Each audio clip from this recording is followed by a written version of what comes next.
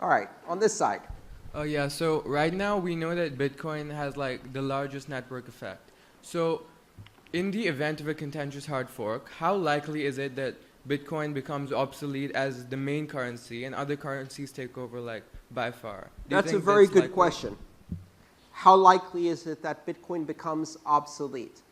I don't think it will become obsolete. I think if it faces a contentious hard fork, this is an example of things to come. Bitcoin will be attacked. It will be attacked through its mining. It will be attacked through the network. It will be attacked legally. It will be attacked in every possible way. If you don't think Bitcoin's going to be attacked, you've misunderstood what this is about. You don't go and poke a $20 trillion industry and go, hey, we're going to disrupt you. And then wait for it to roll over, right? This is offensive to a lot of governments and a lot of very, very rich institutions. And there are a lot of people who don't want to see Bitcoin succeed because it's decentralized, and they're going to attack every aspect of it. Every aspect of Bitcoin will be attacked. So if a fork happens, we get to learn what happens when a fork attack occurs. And we learn how to defend against fork attacks. Make no mistake, anybody who walks into this thinking that a fork will be unopposed is going to very quickly discover that this will be a battle on all fronts. Day one, we've achieved 51%. We are now going to fork Bitcoin. Kind of seems like, hey, shipping date is here. Our work is done. Your problems are just about to begin, my friend. You launch a 51% attack, that means you are 7 blocks ahead every 24-hour period, if you can sustain it. But inevitably, the two sides are going to attack each other. They're going to attack each other on the network. They're going to attack each other with denial of service attacks. They're going to attack each other with hash rate. They're going to attack each other publicly, privately, anonymously, and not, in every possible way and immediately. Every bug in the software will get poked and then poked again. And if you try to fix it, you'd better write that code well, because if you put another bug in, that's going to get poked too. And then it becomes a battle about who has the best software development team and how quickly they can maintain that code and keep uptime, because that race is only 7 blocks wide. I don't think some of the people who are threatening to do a hard fork at 51% have thought clearly about the implications of what happens immediately afterwards. This is not going to be an easy game. It's going to actually allow Bitcoin to test all the possible attack scenarios on nodes, on networks, on relay networks, on hashing, transaction malleability, replay transactions, and everything else. What will come out of that? Probably a Bitcoin that's worth a lot less.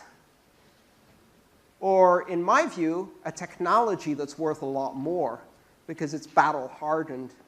When it comes out of that, it will have survived its first fork attack. And we will know a lot more about what happens in highly contentious fork environments. Ethereum taught us a lot, but it didn't teach us much about a highly contentious fork. The fork was initiated by the main development team, which had more than 80% of the hash rate on their side. The other thing to remember, and I think this is important, there's a lot of people who say, if Bitcoin stumbles, it's going to be overtaken by one of these other currencies. It's very important to not mistake smooth sailing for good sailors, right? In order to have scaling problems, you first need to have scale. In order to have governance problems, you need to have a controversy to govern over, right? And everything's hunky-dory kumbaya until you have $20 billion on the table, and then the long knives start getting sharpened. Since this is March, we can use a reference, beware the Ides of March, right? And you can then say, oh, it's not what it looked like. It's not what it looked like. You know, don't pay attention to the stabbing. Really, pay attention to the fact that we all came together to stab together. That's the Roman Senate quote. the point here is that what's happening in Bitcoin now isn't unique to Bitcoin. If one of the other currencies gets to this scale and has to handle this many transactions, they have a scaling problem, which they're going to have to resolve. There will be differences of opinion as to how to resolve that. Some approaches will lead to massive centralization and a takeover by miners. Some approaches will lead to failures in architecture and software. These problems will repeat for every other currency.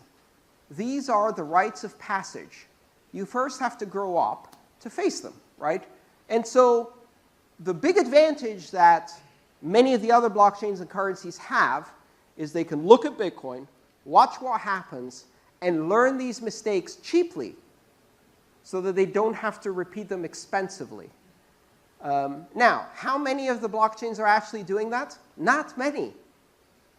Because, for the most part, they're too busy going, we're the best, we're going to win next, right? And not paying attention to the fact that these exact same problems are going to exist in their own blockchains. There are no easy answers. There are lots of very delicate design trade-offs in how you deploy trustware. And Bitcoin is paving new ground. It's carving a new path. No one has gone here before. Pay attention. We have a lot to learn. This is a fantastic experiment. But it's not easy. It looks easy back there. I like to remind people, who was here when Bitcoin was in 2013? Anyone here who used Bitcoin in 2013? Yes, a few people? OK, how much was the average fee? 0, right? How many blocks were full? 0. How big was the block size problem? 0. How much of a governance problem did we have, or danger of a contentious hard fork? 0. You look back at 2013 and you go, easy days, right? What changed? What changed was, now there's $20 billion at stake, and the game gets serious, right? So it's easy to think that it will always be smooth sailing for the other cryptocurrency because they got everything right.